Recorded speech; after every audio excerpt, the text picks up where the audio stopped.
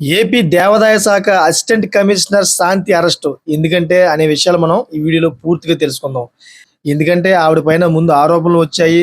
అక్రమ సంబంధాల గురించి విపరీతమైన వివాదాస్పదాలు బయటపడ్డాయి. సో పూర్తిగా వీడియోలో తెలుసుకుందాం. సో ఆంధ్రప్రదేశ్ దేవాదాయ శాఖలో కలకలం రేపుతూ అసిస్టెంట్ కమిషనర్ శాంతి ఏసీబీ అధికారులు చిక్కారు. ఆంధ్రప్రదేశ్ దేవాదాయ శాఖ అసిస్టెంట్ కమిషనర్ శాంతి నివాసాలపై అవినీతి నిరోధక శాఖ అధికారులు మంగళవారం మెరుపుదాడులు నిర్వహించారు. సో ఆమె ఆదాయానికి మించి అక్రమ ఆస్తులు కూడబెట్టారనే పక్కా సమాచారంతో తాడేపల్లి, ఉండవల్లితో పాటు మొత్తం 4 ప్రాంతాల్లో ఏకకాలంలో సోదాలు చేపట్టారు.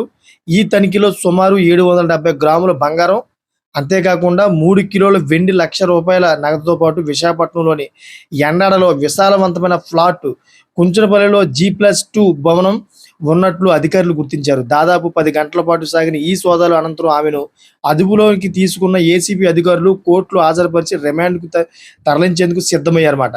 సో శాంతి కెరీర్ గత కొంతకాలంగా వివాదాలతోనే సాగుతోంది. విశాఖపట్నంలో కోట్ల విలువైన దేవాదాయ భూములను అక్రమంగా మళ్లించారనే తీవ్రమైన ఆరోపణలు ఆమెపై ఉన్నాయి. వీటితో పాటు ఉన్నతాధికారుల ఆదేశాలను ధిక్కరించడం, ఆలయ ఉండి లెక్కింపులో అవకతవకలకు పాల్పడడం వంటి అభియోగాల నేపథ్యంలో ప్రభుత్వం ఆమెను 2024 జూలైలోనే సస్పెండ్ చేసింది. దాదాపు 1.5 కాలం పాటు ఆమె సస్పెన్షన్లోనే ఉన్నారు. అవినీతి ఆరోపణలు మరియు క్రమశిక్షణ రాహిత్యం ఆమె అధికారిక ప్రతిష్టతను మొసగపరిచాయన్నమాట.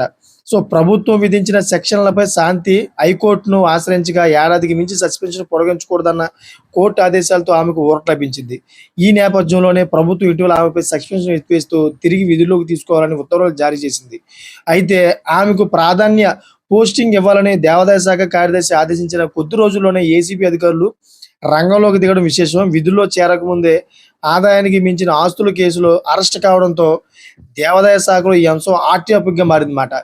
ఎందుకంటే ఇప్పుడు నేను చదివిన కొన్ని పాయింట్లు మీరే చూడవచ్చు. ఆవిడ దగ్గర కేజీ బంగారు దాకా ఉన్నట్లుగా, అదేవిధంగా 2 కేజీలు 3 కేజీలు వెండి, ఫ్లాట్లు, ఇంత ఆస్తి ఏ విధంగా కూడపెట్టిందని చెప్పేసి వాళ్ళు కూడా తీవ్ర షాకు గురవుతా ఉన్నారు.